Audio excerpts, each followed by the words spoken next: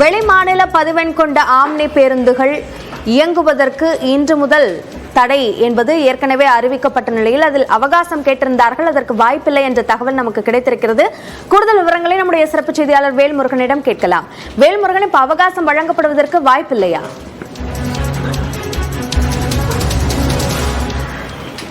அப்படியே தொடர்ச்சியாக தற்போது 7 மாத காலம் அளவிற்கு தற்போது இந்த வெளிமாநில பதிவெண் கொண்ட பேருந்துகளை இயக்குவதற்கு அனுமதி கொடுத்திருக்கக்கூடிய நிலையில இனி அதற்கான வாய்ப்பே இல்லை என்று தற்போது போக்குவரத்து துறை அதிகாரிகள் நமக்கு பிரத்யேகமாக தகவல் தெரிவித்திருக்கிறார்கள். குறிப்பாக ஆம்னி பேருந்து உரிமையாளர்கள் சங்கங்கள் தொடர்ச்சியாக கடந்த வெள்ளிக்கிழமை அன்று 3 நாட்களுக்கு தற்போது விடுமுறை நாள் என்பதனால அதற்கான அவகாசம் வழங்க வேண்டும் என்ற கோரிக்கையை வைத்திருந்தார்கள். இந்த நிலையில இன்றைய தினத்திலும் கூட 3 மாத காலத்திற்கு தற்போது இந்த பதிவெண்ணை மாற்றுவதற்கான அவகாசத்தை வழங்க வேண்டும் என்று அதற்கான கோரிக்கை வைப்பதற்கு திட்டமிட்டிருக்கிறார்கள். இந்த நிலையில இன்று காலை போக்குவரத்து துறை அதிகாரிகளுடன் பேசும்பொழுது அதற்கான வாய்ப்பே இல்லை அப்படிங்கிற மாதிரியான தகவல் தெரிவிச்சிருக்கிறாங்க. அதே போல இன்று தடையை மீறி இந்த வெளிமாநில பேருந்துகள் இயக்கப்பட்டால் கட்டாயம் சிறைபிடிக்கப்பட்டு அபராதம் விதிக்கப்படும் என்றும் தெரிவித்திருக்கிறார்கள். அந்த வகையில என்எல் என்று போட்டிருக்கக்கூடிய பேருந்துகளோ அல்லது ஏஎஸ் அதே போல எம்பி இது போன்ற வெளி மாநில பதிவெண் போட்டிருக்கக்கூடிய அந்த பேருந்துகள்ல பொதுமக்கள் பயணிக்கக்கூடிய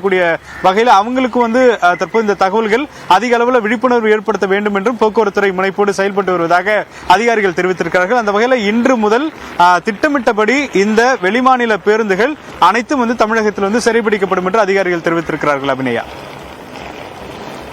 வேல்முருகன், இந்த ஆம்னி பேருந்துகள் இயக்கம் தொடர்பான விரிவான விவரங்களை பதிவு செய்தமைக்கு நன்றி.